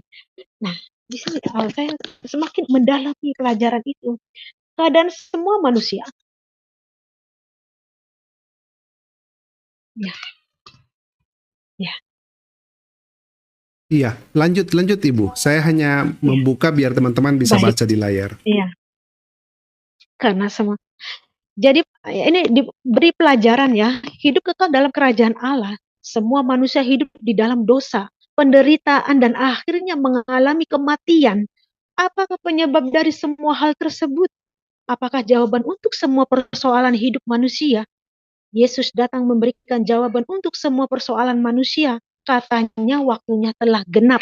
Kerajaan Allah sudah dekat. Bertobatlah dan percayalah kepada Injil Markus 1 ayat 15 yang berbunyi tadi yang saya sudah ini ya. Nah, karena kita dulu keadaan semua manusia di kerajaan kegelapan ya. Setelah kita bertobat, hidup yang ditawarkan Kristus itu. Nah, ada dua ya, percaya kepada Injil. Nah, percaya kepada Injil di kerajaan Markus 1 ayat 15. Apakah kabar baik tentang kerajaan Allah? Di dalam Injil ada dua kabar buruk dan satu kabar baik. Kabar buruk satu, semua manusia telah berbuat dosa dan akibatnya hidup di luar kerajaan Allah. Nah, Roma pasal 3 ayat 23, pasal 6 ayat 23 ada di situ dunia. Dan manusia menjadi pendosa bukan karena berbuat dosa. Manusia berbuat dosa justru karena ia adalah pendosa. Nah, itu setelah saya menerima baptisan, saya baru ada merasakan sukacita yang luar biasa yang dari Tuhan berikan kepada hidup saya. Dan pikiran saya mulai dipekakan. Yang dulu saya banyak pendiam saya meratapi kehidupan saya yang banyak belenggu duniawi, meratapi kehidupan yang merasa doa tidak pernah didengar. Setiap saya doa sekarang, setelah saya baptis, setiap doa, saya ada mujizat Tuhan yang sering terjadi dalam kehidupan saya. Dia kabulkan, dia mendengar setiap keluhan anak-anaknya. Nah, saya terima kasih Bapak. Ya, saya merasakan hati hati Bapak, memiliki hati, kita harus memiliki hati Bapak ya. Tujuan utama Allah membawa kita masuk ke dalam kerajaannya adalah untuk menjadikan kita pengubah dunia, terang dan garam, agar kita dapat menjadi pengubah dunia, maka kita harus memiliki hati Bapa. Karena itu haruslah kamu sempurna sama seperti Bapamu yang di sorga adalah sempurna. Matius pasal 5 ayat 48 ya, di situ berkata. Hati Bapa adalah hati yang dipenuhi dengan kasih yang sempurna, kasih agape, yang dapat mengasihi orang lain tanpa syarat. Karena saya merasa tidak memiliki figur seorang Bapa. Di sini setelah saya mengenal Tuhan Yesus, ada kehadiran Bapa yang setia membimbing, menuntun hidup saya, dan memberikan hikmat pengertian dari yang dulu saya tidak mengerti. Karena saya dulu dituntut untuk, saya mengerti baca Arab, tapi saya tidak mengerti artinya. Bagaimana mendapatkan hikmat dari Tuhan gitu ya. Karena dituntut hafal-hafalan gitu. Ya ada ponakan bapak saya itu sampai gagal mental. Sampai sekarang pekerjaannya itu cuma buka-buka kitab sampai setinggi begini, kuning kitabnya. Kayak ada sesuatu yang perlu saya tanyakan, tapi ada saatnya Tuhan, ada waktu Tuhan. Di situ nanti saya bisa bertanya ke Om itu, apa yang dia cari itu gitu. Hari-hari pekerjaannya dia itu buka kitab. Dia gagal mental, dia cuma ngopi, buka kitab, ngopi, buka kitab. Dia nggak bekerja. Nah, karena di sini saya merasa tidak memiliki figur seorang Bapak setelah mengenal Tuhan Yesus. Nah, Allah itu kita bisa menyebutnya Bapak karena kami ini anaknya. Nah, Bapak sudah menyediakan tempat bagi kita di sorga yang mengimani ya, yang percaya kepada Tuhan Yesus sebagai Tuhan dan Juru Selamat. Nah, spontan nih ya, pada malam hari saya dibaptis, malamnya saya berdoa meminta Tuhan untuk menjamah hati keluarga saya. Spontan singkat cerita saja, paginya saya menerima SMS dari kakak saya. Pada saat itu tahun baru ya, bulan 1 tanggal 1. Nah, bulan 1 tanggal 1 pagi hari saya menerima SMS dari kakak saya yang katanya mengucap gini, "Selamat tahun baru, Nok," katanya gitu ya. Selamat tahun baru, Tuhan Yesus memberkati. Kok bisa saya sampai bertanya-tanya dalam hati saya, kok kakak saya nyebut kata Tuhan Yesus? Saya penasaran nih. Itu Karyana sudah pulang ya, sudah punya tugas lain gitu. Nah, saya hubungi kakak saya. Saya penasaran kok dia bisa nyebut kata Tuhan Yesus gitu. Saya telepon, diangkat. Maaf. Halo Kak, dia angkat ya. Sehat no, katanya sehat Kak. Terus dia bertanya. Saya bertanya ke kakak, Kak, kenapa kakak bisa nyebut Tuhan Yesus? Kakak tahu nggak Tuhan Yesus itu siapa? Tuhan Yesus ya Tuhan lah, katanya gitu. Ya artinya saya berpikir, kakak saya sudah mengakui Tuhan Yesus sebagai Tuhan. Haleluya dalam hati. Saya mengucap syukur, haleluya, Engkau telah menyelamatkan kakakku, mengenal Engkau. Saya mau mendengar kesaksian kakak saya. Alasannya kenapa kakak percaya bahwa Tuhan Yesus itu adalah Tuhan. Iyalah percaya. Kakak punya pengalaman di mana? Dia jawab, dulu saya bekerja di bangunan, katanya majikannya orang Cina, membuang buku-buku, dia pungut buku itu. Kok katanya ada Daud, ada Ibrahim, ada Musa. Itu kitabnya orang Kristen ya, dia baca-baca. Kok ada persis-persis kayak Islam gitu, Daud, Musa, ada Tuhan Yesus ya. Nah, Tuhan Yesus itu Tuhan, dia tahu, tapi dia tidak belajar mendalaminya. Nah, artinya, tapi saya berpikir itu artinya kakak saya percaya Tuhan Yesus adalah Tuhan. Apalagi pada saat dia musibah, dia sempat cerita ke paman ya, sepupu. Dia sempat sepupu ibu saya itu cerita kepada saya, kakak kamu waktu kejadian itu bukan merhayal ya, dia cerita yang aneh-aneh gitu. Dia tergeletak di pinggir jalan karena untuk menyelamatkan dirinya gitu, jangan pas musibah, dia melihat di awan itu katanya menunjukkan itu orang ada sayapnya katanya, kayak terbang gitu. Nah, kan saya tidak mengerti itu siapa. Setelah saya mengenal Tuhan Yesus, yang banyak gambar-gambar atau patung itu kan angel ya, malaikat ya. Itu malaikat pelindung yang melindungi kakak saya. Katanya, bentar. Yang melindungi, saya tahu. Ya, makanya saya kasih tahu kakak saya, itu malaikat pelindung yang melindungi kakak. Untuk itu kakak diselamatkan. Maksudnya dia kan musibah motor 5 kali itu kak. Kamu bersyukur kak, diselamatkan Tuhan. Itu kakak itu ada yang melindungi. Pada saat kejadian musibah itu kakak ada yang melindungi. Begitu juga saya. Sekarang saya mengenal Tuhan Yesus. Puji Tuhan, saya bilang saya mengenal Tuhan Yesus, ada memang perbedaan dalam hidup saya. Boleh satu berani dipekakan pikirannya, dibuka ya. Yang dulu merasa itu nggak peka pikiran saya, murung, belenggu, tidak berani. Itu nggak ada sukacita, kedamaian hati pun tidak ada. Nah, sekarang saya sudah mengenal Tuhan Yesus sebagai juru selamat saya. Nah, saya baru belajar untuk mendalami lagi ya firman Tuhan. Tapi ini Alkitab walaupun ya yang awam punya pikiran awam, iya sayang, sebentar ya. Nah, dipahami bagi orang yang tidak mengerti karena teksnya bahasa Indonesia gitu. Nah, kalau keyakinan saya dulu kan kitabnya kitab teks tulisannya Arab, apalagi zamannya saya dulu itu nggak ada artinya. Sekarang ada artinya. Kitabnya ada diterjemahkan ya. Nah, saya beli Al-Qur'an harganya 400 ya. Dulu saya di Taiwan. Dan saya belajar. Memang banyak surat-surat yang mengandung kekerasan gitu. Yang apalagi kami dikatakan kafir gitu. Yang beda keyakinan ini bukan golongannya itu, memang layaknya harus dipenggal. Kenapa? Saya berpikir kenapa ya Allah mengajarkan kekerasan gitu loh. Di sisi di kitab sisi lain ini yang keyakinan saya dulu. Nah, sementara di kitab yang saya imani sekarang banyak mengajarkan kasih. Apalagi yang menariknya Tuhan Yesus mengajarkan anak umat-umatnya ini kasihilah musuhmu. Sulit banget ya. Kasihilah musuhmu jika mereka menampar pipi kananmu, berikanlah pipi kirimu. Itu berat sekali. Tapi itulah ajaran Maha Kasih yang sesungguhnya. Karena saya dulu itu banyak mengajarkan kekerasan, tapi mereka menutupi.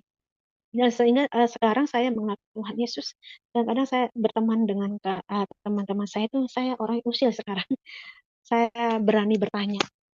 Saya sempat bertanya sama teman saya, namanya Kadung. Dung, kamu percaya nggak adanya Tuhan? Saya bilang gitu. Ya percaya, katanya. Tuhan, loh, apa nggak salah? Kan di keyakinan saudara ini kan menyangkal, menolak adanya Tuhan, tidak mempercaya adanya Tuhan gitu loh. Pada saat azan kamu pasti dengar lah, asyhadu alla ilaha illallah gitu kan. Teks bahasa Indonesianya di situ bilang tiada Tuhan selain Allah. Dia katanya kamu salah menafsirkan. Kalau tiada itu apa bedanya sih sama tidak ada? Beda katanya. Jadi bingung ya untuk memberi pemahaman untuk mereka. Bingung untuk memberi pemahaman kepada mereka. Tapi kamu percaya adanya Tuhan? Percaya, karena Tuhan itu esa. Ya bersyukurlah kalau kamu percaya, artinya kamu percaya adanya Tuhan. Tapi dalam kitabmu, kamu dibilang ini loh, musyrik.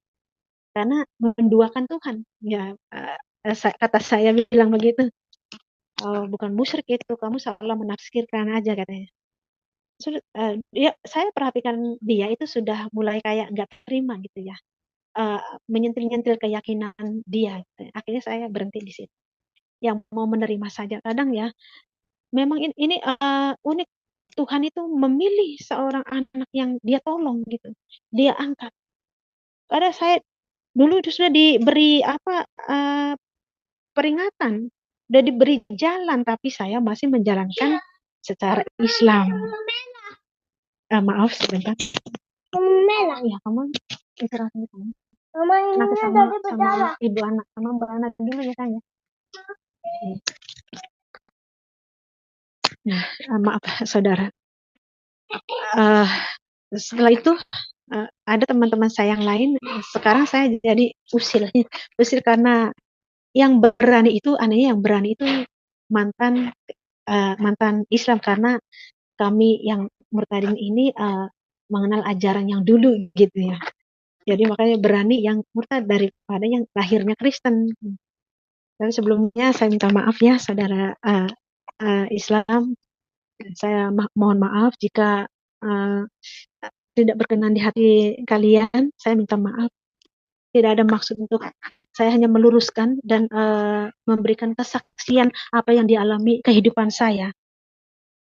Nah, singkat cerita di sini banyak ayat-ayat yang saya kutip dari kitab dulu itu, tentang surga dan neraka, tentang apa itu kurban yang harus layak dikurbankan. Kalau keyakinan saya dulu itu Iya, Ibu setiap Heni. tahun harus mengorbankan. Iya, Ibu Heni. Ya, mungkin fokus aja di Alkitab ya, firman Tuhan, dan mungkin kalau masih ada lagi kita bisa ke part 2 Bu ya, mengingat sudah hampir 2 jam. Oh iya, baik Pak. Nah, ada firman Tuhan. Karena semua orang telah berbuat dosa dan telah kehilangan kemuliaan Allah.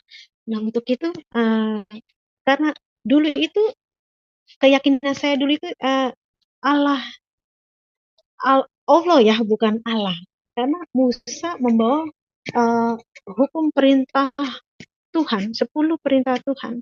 Banyak ya, ada 10 perintah Tuhan di situ. Apalagi yang utama jangan menyebut kata nama Allah sembarangan di situ ya. Nah, Allah yang patut kita sembah, yang layak kita sembah ini Allah Tuhan di Kristen ini. Karena pada saat berdoa dia mendengar. Itulah saya ada merasakan kasih Tuhan dalam hidup saya. Sekali mereka itu ada berusaha untuk mereka bermufakat mengguna-guna saya sukacita saja. Saya sekarang tidak merasakan ketakutan, baik itu kematian. Saya pernah Saya pernah kena corona. Memang penyakit itu ganas sekali ya. Saya kena corona, isolasi mandiri di rumah. Karena saya sudah mengenal Tuhan Yesus, saya percaya Tuhan. Dia masih memberikan masa depan saya yang lebih baik, hidup saya yang lebih taat lagi. Saya pernah corona hampir, saya tidak pernah menggunakan obat-obatan atau konsultasi dokter berobat. Saya hanya mengandalkan Tuhan Yesus di sini. Karena saya belajar dari kehidupan orang dulu nggak ada dokter, mereka berobat pun ala kadarnya lah, dia beli obat-obatan di warungnya. Nah, saya belajar tanpa obat-obatan lah. Pada saat saya kena batuk, entah pilek, kena panas, itu karena kelelahan saja. Saya hanya mengonsumi air panas, dan sebelumnya saya berdoa kepada Tuhan. Tuhan selalu memulihkan. Kalau kita imani dan percaya, Tuhan selalu menyembuhkan. Nah, mukjizat Tuhan itu luar biasa bagi anak yang mengimani sungguh-sungguh. Pada saat saya lemah, tak berdaya, saya selalu mencari Tuhan dan meminta pertolongannya. Tuhan pulihkan keadaan. Nah, saya kena corona, sempat saya kehilangan napas gitu. Kadang saya merasakan tidak ada denyut nadi karena sudah menyerang ke paru-paru. Pada saat saya terbangun, saya kaget. Ya Tuhan, saya sudah lemah, mana lagi saya berpikir anak saya masih kecil 2. Saya yang saya khawatirkan tengah malam saya sudah dicabut nyawa saya belum bertobat. Nah, pada saat tengah malam saya tidur, saya menyerahkan nyawa saya ke dalam tangan Tuhan. Tapi sebelumnya saya menyerahkan dan bertobat kepada Tuhan. Tuhan, jika memang sudah kehendak Engkau yang terjadi, maka ambillah nyawaku dan ampunilah segala dosa dan pelanggaran masa laluku, masa mudaku hingga masa kini. Aku serahkan hidup ke dalam tangan-Mu Tuhan. Saya tidak tahu apakah masih mereka masih ada nafas untuk esok hari, saya tidak tahu, hanya Engkau yang tahu. Pada saat saya tidur pagi hari, saya diberi kebugaran dan diberi hikmat pengertian yang dari Tuhan. Tiba-tiba saya pergi ke dapur memasak air, saya mencampurkan minyak kayu putih ramuan begitu ya, mendidih, saya hirup itu. Karena makan pun tidak ada rasa, mati rasa semua. Penciuman baik rasa di mulut. Pagi hari saya berdoa pagi hari minta diberkati segala aktivitas kami di rumah, baik anak saya, suami dan keluarga. Langsung saya diberikan hikmat pengertian setelah membaca firman.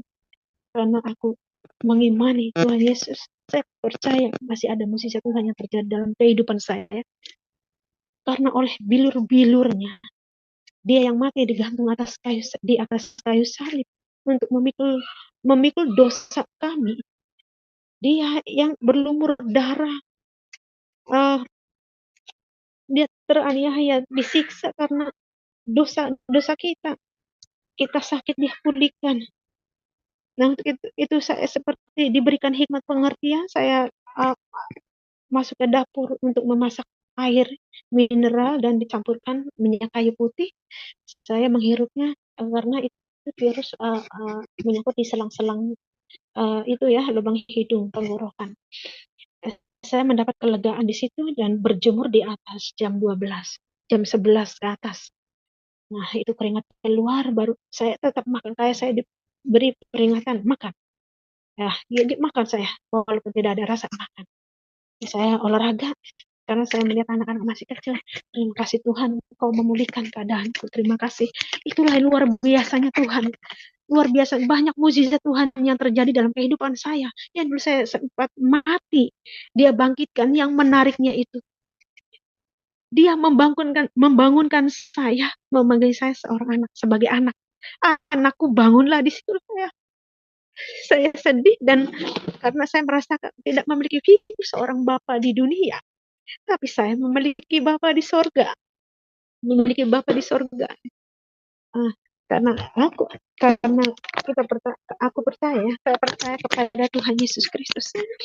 Nah, ini bertentangan dengan ini ya. Dulu saya belum mengerti Tritunggal Bapa, Tuhan, Rohul Kudus. Nah, saya ibaratkan begini, tidak bisa dipisahkan. Itu Bapa itu satu ya. Ibaratnya beginilah, seperti kopi 3 in 1. Jika diaduk bisa dipisahkan. Kadang saya sulit untuk memberikan pemahaman bagi mereka yang belum mengenal Tuhan Yesus yang adalah Tuhan dan Juru Selamat. Dialah Allah yang benar. Dialah Allah yang sesungguhnya. Yang kita di keyakinan lama dulu ya, tunjukilah kami jalan yang lurus. Kalau mereka merasa masih belum merasa dia sudah menemukan jalan yang lurus, kenapa masih dia meminta jalan petunjuk? Itu kadang di pikiran saya tidak masuk akal dan masih banyak lagi. Dan itu saja dulu kesaksian saya. Puji nama Tuhan, demikianlah kesaksian yang sudah kita tonton bersama. Kiranya kesaksian ini dapat memberkati kita semua. Dan terima kasih buat semua yang sudah dukung dan support channel ini. Doa kami selalu menyertai saudara semua dimanapun berada. Sekali lagi terima kasih dan salam, sampai jumpa di kesaksian berikutnya.